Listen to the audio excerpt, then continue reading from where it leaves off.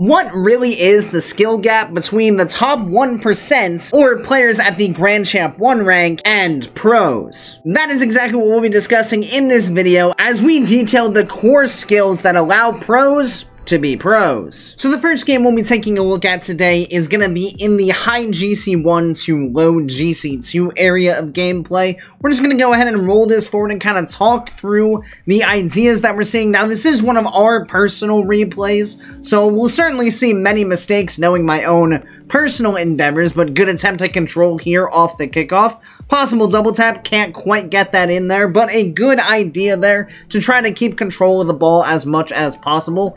Play this up to the wall, right to the opponent. Let's hand that ball right on off. Go ahead and half flip back. See if teammate can go ahead and make a save here. And he can. Just sitting perfectly in the exact spot he needs to be in. One tap out. So far, we're not really seeing a whole lot of control in terms of our touches. We're kind of making touches either directly at an opponent or into areas where we can't follow it up, and then that's just a poor read pushing too far forward, and we leave our net completely open. Just go ahead and head back in the net, wait to see what happens, ball up in the air, tap that back over to the side, again, no semblance of control, and just giving away the ball to where our opponents are. Luckily, we're able to go ahead and pressure on forward and force out a pretty bad touch, and our teammate is able to resume the offensive pressure. He's going to go ahead and turn. We'll just go ahead and wait for this one. Again, way too close to the play. And that is 2 goals now that we've given up simply from just being way too close and giving up a free clear to the opponents and then not being able to get back in time. See if we can take a 50 here, and we do. But again, we're playing kind of on the back foot, just reacting to what's happening, trying to get in front of things. We're not really taking control of the play as a whole, which certainly is an issue because it means that we're giving control of the game to our opponents, which is never what you want to do. But there's a nice little control play down the side of the field, and we're able to work that into the midfield for an open net for our teammate, which brings us right back into a 1-goal game with just under 2 minutes to go. Play patient here, make sure we go ahead and get a decent challenge and not dive in too aggressively without any kind of plan. But then again, another bit of a panic touch. Luckily, no opponent in the midfield to capitalize on it, but we're certainly not putting the ball in situations that allows us to easily follow up on it, and that's certainly something that I expect to see change as we move up the ranks. A little bit of confusion here on the push forward. Couldn't quite figure out which one of us needed to go for that ball there. Now we can go ahead and fake out the challenge here, I guess. Probably wasn't planned, but teammate does get the win. Possible goal-scoring opportunity, and he is going to take it, which is going to bring us back into a tie game with just under a minute to go. So far, not seeing anything too impressive. We're kind of just meandering around the field, taking touches here and there, but outside of like that initial play, as our teammate scores a beautiful double tap, outside of the initial play where we went for some control in the opponent's corner, we haven't really seen much of anything from us throughout this game, aside from just making touches here and there that don't really do a whole lot of anything. See what we do here, play it across, we miss the open net, teammate is not able to finish it off. Good play here though to just take this ball back. Would like to see some awareness to see where that opponent is. Teammate's going to let us keep this one though, so let's just keep control. Over the top we go. Should have probably backflipped and like half flipped towards that ball to apply a bit of pressure. But teammate does have the play to the corner, so we can go ahead and apply pressure here, just force this ball out. Teammate's half flipping to it, so we'll just go ahead and play patient all the way back. See what teammate's got. It's a poke over to the side. We're not going to be able to do much with this. Try to see where the opponents are so we don't dive in unnecessarily. Awkward ball, but we're going to be able to go ahead and ground that one out with us taking the 3-2 win. Now, even though we got the win, there really wasn't anything there that was all that remarkable. We really didn't control the ball all that well. It didn't look like we had much of a plan in what we were doing with the ball, and all in all, it kind of just looked a bit sloppy. So now let's compare this gameplay to what it looks like when we step up to the GC3 area. So away we go here with our GC3 replay. Now, what I'm expecting to see here is a lot more thought behind the plays. Like, not really just throwing the ball away. Even here, right out the gate, we have a fake flip reset coming forward and a good save by the blue team here on defense. That's a little bit of a giveaway of possession. Probably had some time to take that ball down and take control of it. But again, we're going to go ahead and push forward quite quickly. Good recovery allows us to maintain control of the ball. Now we're going to go ahead and get on back here. Notice that we're not leaving the play all that much. We're staying close. And again, the immediate thing we're noticing is that we're never giving away too much space. We're staying as close to the play as we possibly can, just trying to make the most out of our positioning on the field, as well as making the most of our recovery mechanics. And even here, we're going to recognize the space that we have to try to take control of this ball. Good block. We had a little bit of a sloppy recovery on the back wall, but now we do find ourselves on a bit low boost. Going to be in an awkward spot here as we rotate back, but teammate does have the save. We get demoed, unfortunately, ball into the corner. This looks like it might be a goal, but not quite. One thing that doesn't change as you move up the ranks is that open nets are still pretty difficult to score. So, you know, there's that. If you ever get mad at yourself for missing an open net, just remember, it happens in every rank in the game, as well as double commits from our opponents there. Quite sloppy defense from the orange team right now, but again, we're just making use of our positioning here, staying close to the play, trying to maintain contact with the ball, and it results in us getting the 1-goal lead with a little under 3.5 minutes to go. We're going to be low back here. We can go ahead and force out, though, take the challenge, allows teammate to get on in, and even when teammate flipping into that ball there, we still maintain possession of it. Again, patience on the ground, waiting to see when there's an opportunity to play the ball. This is fine. We'll go ahead and rotate back. Again, not going too wide, though, staying close, playing that ball over the top. Possible shooting opportunity. And, oh, dear goodness, we still have some missed open nets. That's tragic, but it happens. All good, though. You can see the danger of that transition there. Because we were close to the ball on the defensive end, we were able to jump up quickly, get the clear out, and it allowed our teammate to have a great scoring opportunity, followed up by ourselves having a great scoring opportunity. We just unfortunately couldn't capitalize on it. Gonna again try to recognize the space. Unfortunately, we take a little bit too much time, but just like that, we're right back on the ball, clearing it right back out.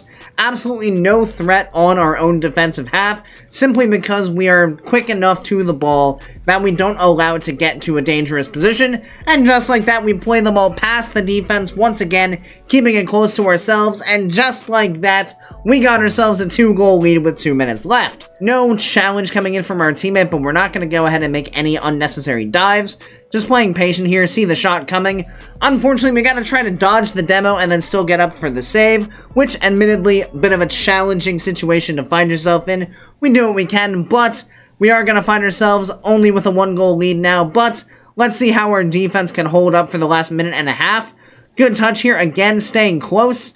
Again, putting the ball in a spot where we can follow it up, and that really is the main difference we're seeing. Obviously, we're going to see mechanical differences. These players are going to be more mechanical. We're also going to see differences in speed, but what you want to see is the decision-making to just constantly keep that ball close, and to constantly have an idea of what you want to actually do with the ball. But rest assured, players are still going to make the same mistakes that we make at the GC1 level, even going so far as thinking the ball was in and just ceasing our movement, looking for the 50-50 on the ground so that the ball doesn't go into a dangerous spot, seeking to control the game with every opportunity we get. Another questionable ball. This one's a bit dangerous, but it does hit the ground, and we do find ourselves with the 2-1 win there. So if you compare GC1s to GC3s, the main difference that you'll see is simply control. Obviously, with their elevated mechanics, it's a little bit simpler for these guys to maintain control of the play, but if you can get a good understanding of what's happening on the field and then focus on keeping control of the ball, you give yourself a massive advantage and can help yourself rank up to these higher ranks. So that just leaves one more stop that we want to look at, and that is going to answer the question of what the skill gap is between these GC3s and pros. So for our last game here, we're going to be taking a look at Chicago, and the real question is going to be, what is the difference between GC3s and pros? And just how much more control of the game do these pros have? Going to go ahead and prevent that goal. Early jump from Chicago is going to apply pressure. Now, one of the things that I think we'll see, and we've already started to see, is just even faster jumps from these players because they're just so in tune with where this ball is going to go, that they're just able to jump so early to get a read on the play. 50 the ball over to the side. Drew, gonna be controlling, but again, early jump from Chicago, going for the bump here. Gonna force that out. Allow Chicago to get the pass out to Kofor now, all the way downfield it goes. We go ahead and maintain some good boost amount as we grab that mid boost. take the 50 as well. And again, it's all about reading the opponents, making those early jumps, and making sure that we're not giving away the ball when we don't need to. That's a bit of a giveaway of possession right there from Chicago, and we can see exactly what happens. It allows Blue to come forward, and it allows them to maintain more offensive pressure. Luckily, we are able to stay in front of the ball, and we can push it right back downfield. Again, early challenge here, not allowing any of that space. Good shot attempt as well. Gonna allow a bit of time for Kofor to turn on this one. Up into the air he goes. Chicago waiting underneath. Recognizes there's not much of a shooting opportunity, but his teammate's gonna go ahead and do it for him. Off the backboard he goes, just keeping the ball in an awkward spot, keeping the defense on their toes and off balance, and allowing us to go ahead and get that first goal at just around the halfway point of the game. Again, we'll see more pressure coming in as we're rotating back, trying to disrupt any offensive press. Unfortunately, in this case, it just doesn't quite work out. But so far, the main themes that we've seen have been early jumps to deny space, as well as heavy pressure on rotation to make sure that we're not giving up free offensive opportunities. That save was absolutely insane, by the way, from Chicago. See what the touch is off the backboard. Nothing we can really go for here, so let's just stay in front of the ball. And that's the other thing, the players will seek to stay in front of the ball as much as they can. So Chicago could have dove there for that ball, could have tried to get some kind of double off the backboard, but instead he recognizes that there's no reason for him to dive. If he goes, he's just going to get beat, and that is a huge departure from what we saw at the GC1 level, where we were just constantly diving at the ball, and it caught us out a couple of times where we gave up goals. Chicago, on the other hand, is just being super patient, waiting to see what happens, and making sure that he puts himself in the spot that he needs to be in to be able to make the play. Is there any change in the play style as we work towards the end of the game, or do we just maintain the exact same mentality? Chicago recognizing the space, popping the ball downfield, trying not to leave it in an awkward spot for his own team.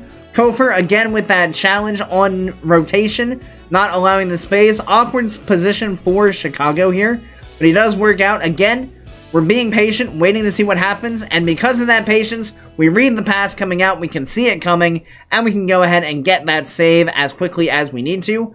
Again, Chicago applying the pressure, trusting Kofor to go for what he needs to. That's a bit risky, though. That is unnecessary from Chicago. Gonna result in a free goal for the blue squad.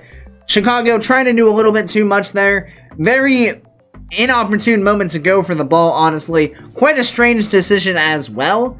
And yeah, we're not teamed up here, so it's a little bit of a strange decision to be diving for that ball in a very precarious spot when you have the 2-goal lead with 30 seconds left. But we can probably play this last 10 seconds out quite patiently. Don't need to do anything all that spectacular. Just keep the ball locked in the blue half. Go up, get the touch. Maybe a double tap here. Possibly, but not quite. The ball hits the ground, and we do get the win 3-2. So if you want to see yourself working up the ranks, there are 3 things that you really should focus on. One is making sure that you control the ball as often as you can. This means that you should be working on mechanics that help you with your control. Control on the ground, control in the air, control off the wall, control from any position you can find yourself in on the field. If you control the ball, you control the game, and therefore put your opponents in quite a bad spot. Secondly, we want to stay close to the play. We don't want to be running out of the play to go get boost or just into a random spot on the field that we don't need to be in. We want to stay in contact with the play so that we can either pressure our opponents or support our teammate. If we find ourselves wandering too far from the play, we are simply giving up open space on the field that our opponents can use against us. And the last thing we need to become an expert in is reading the game. Just having a good solid understanding of where the play is going and what the other players are planning on doing. If you can give yourself a solid read of the game, you will be able to challenge the ball significantly faster, which means you put your opponents in more awkward situations and give yourselves more chances to score. I do hope that gives you guys a pretty good idea on what you can do to work towards the higher ranks in Rocket League. Of course, thank you guys so much for watching. I really do appreciate each and every one of you that made it to this point in the video, and I do hope you enjoyed it and found it helpful. If you did, make sure you click that subscribe button right down below so you make sure you don't miss any future Rocket League content. Additionally, if you'd like to be a bit more involved in the community we're building here, feel free to join my Discord, which I'll have linked down in the description. And as always, I hope you guys have a great rest of your day, and I'll see you next time. See you later, guys.